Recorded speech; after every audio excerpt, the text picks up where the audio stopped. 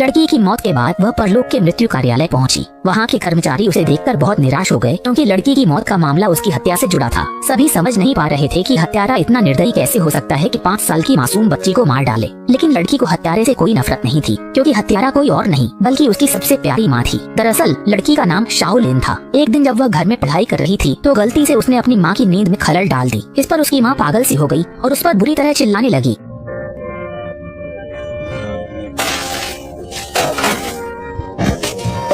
इस समय शाओलिन बार बार माफी मांगती रही और वादा करती रही कि वह अब कोई आवाज नहीं करेगी, लेकिन इसका कोई असर नहीं हुआ। उसकी माँ अपनी जिद पर अड़ी रही और गुस्से में उसे बालकनी में धकेल दिया। फिर बालकनी का दरवाजा भी बाहर से बंद कर दिया। यही घटना इस त्रासदी की शुरुआत बनी। लेकिन शाओलिन ने फिर भी अपनी माँ से कोई शिकायत नहीं की। वह खुशी खुशी बालकनी में बैठकर पढ़ाई करती रही, क्योंकि यह किताब उसे उसकी माँ ने उसके पिछले जन्मदिन पर तोहफे में दी थी। इसलिए शाओलिन इसे बहुत संभाल कर रखती थी। लेकिन वे खुशहाल दिन अब बीत चुके थे। पहले उसकी माँ भी बाकी माँओं की तरह अपनी बेटी से बहुत प्यार करती थी, लेकिन पता नहीं कब से उसकी माँ बदल गई थी। अब उसके पास कोई नौकरी नहीं थी और वह घर पर सोती रहती थी। शाओलिन को स्कूल लाने ले जाने की भी परवाह नहीं करती थी, यहाँ तक कि घर की सफाई भी करने में आलसी हो गई थी। लेकिन शाओलिन का अपनी माँ के लिए प्यार कभी कम नहीं हुआ। जब वह मृत्यु कार्यालय पहुँची तो उसने सबसे पहला सवाल यही किया कि क्या उसे नर्क में जाना पड़ेगा, क्योंकि वह अक्सर अपनी माँ को नाराज कर देती थी और अच्छी बच्ची नहीं थी। उसकी बात सुनकर वहाँ के कर्मचारी भी भावुक होकर रो पड़े। लेकिन इतनी समझदार बच्ची को उसकी अपनी माँ ने ही नापसंद किया और ठंडे सर्दियों में उसे बेरहमी से ठंडी बालकनी में बंद कर दिया। रात हो गई, लेकिन शाओलिन अब भी वहीं